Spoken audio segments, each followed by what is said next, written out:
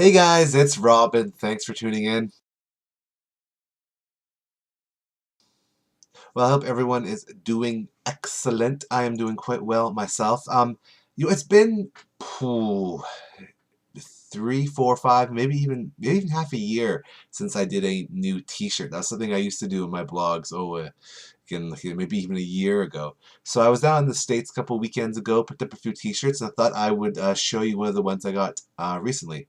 Let's just say this series was probably first popular when I was in high school, particularly later high school, part of the, I guess, the anime invasion of the late 90s, early 2000s, and it is a Dragon Ball Z t-shirt. It's not any Dragon Ball Z t-shirt. You can probably tell what it is because you can see that it's orange, but it is essentially like Goku's like top. So it's got the badge there, and then if I turn around, I don't know how well you can see this because I can't see whether you can see it or not. So yeah, hopefully you can see it. Oh, yeah, you can. Or you probably also could not hear me as I was doing that. But it's this top. And the cool thing too is if you really wanted to like use it for cosplay, you can just like trim off the arms and then wear like a blue t-shirt underneath, and you'd have the top, and then it's easy to find like orange pants, probably at like a Value Village type place. People wear them for construction or whatever. Anyways, that is my t-shirt I thought I would show you. News. What's in the news? No, this Tuesday, Dark Knight Rises comes out. That's of course the final Batman in the Nolan, excuse me, the Nolan trilogy. I think I'm going to put it on my grown-up Christmas list since it's nice and easy for someone to get for me. Well, one of the things about the series that I found fascinating as I kind of think about it, as I like to randomly think about things, is that in most movies, superhero and otherwise, the hero is normally the principal actor. It's the person that kind of stands out there. When you think of a series, you think of, oh wow, the acting for Gandalf was so good in Lord of the Rings, or the acting, the Luke and Han really stood out in Star Wars. I think with this series, it didn't really feel that way to me. I feel like in each of the movies, the villains and the supposed support characters really the ones that stood out to me, and that Batman's role was almost secondary, whether by purpose for Nolan or whether just that Christian Bale's performance was okay.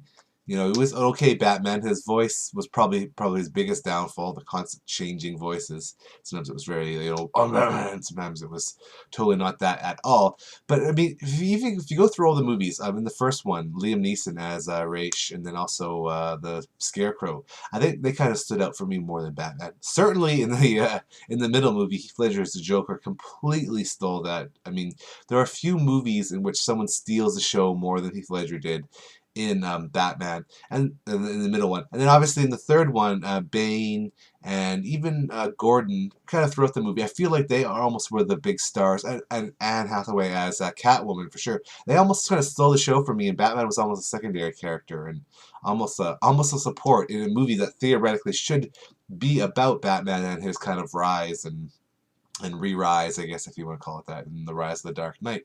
It's kind of interesting. I don't know, maybe you think I'm completely out to lunch on that. One thing for sure is they are awesome movies, all three of them, and I'm hoping probably to do like a trilogy and watch all three of them when they are all out and in my hands.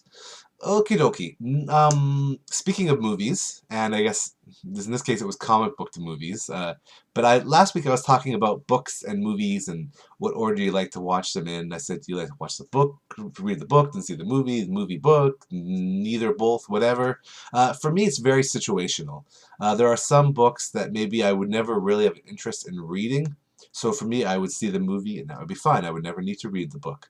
Other books like Harry Potter, Lord of the Rings, particularly uh, science fiction and fantasy books. I like to read the book first. I like to have an idea in my own mind what the universe looks like, what the characters look like, all that sort of thing, so that when I see someone else's interpretation, I kind of have something to bounce it off of. I find that in the past, when I've read the book after seeing the movie, I picture the actress's face or the actor's face, or I picture that particular scene, that particular scene. I don't have a chance to kind of build the world in my own mind. I mean, for other books like like if it's based on a book like a war movie, Gods and Generals or Seabiscuit or whatever, you can read the book and it doesn't really affect the movie too much because you don't have that sort of fantasy world created for you. But generally, as a generalization, I like to read the book first and then see the movie whenever possible.